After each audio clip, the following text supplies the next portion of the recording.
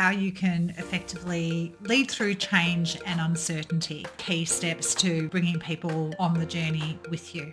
So the first tip that I've got for you is to make sure that you're communicating often and openly. What are the best forums through which I need to be communicating? The most powerful thing you can do is to make sure you're engaging in conversations with people.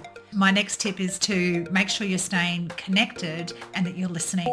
It's incredibly important that you're inviting questions. One of the keys again around effective communication is to be as transparent and open as we can be about what is changing and why it's changing. My next tip for you is to make sure that you are role modeling the mindsets and behaviours that you want from everybody else. Key ones here for leaders is to make sure that you are modeling both being in a calm headspace and resilience. My next tip is to make sure that you recognize the emotional impacts on people. So this is where, great change leaders have a strong capacity for empathy. My next tip is to make sure that you are visible and you're approachable. It's critical that people can feel like that they can reach out, they can come have the conversation when they need to. And then my next bit of advice is to make sure you actually empower other people. Get people involved in decisions, give them a voice, help them to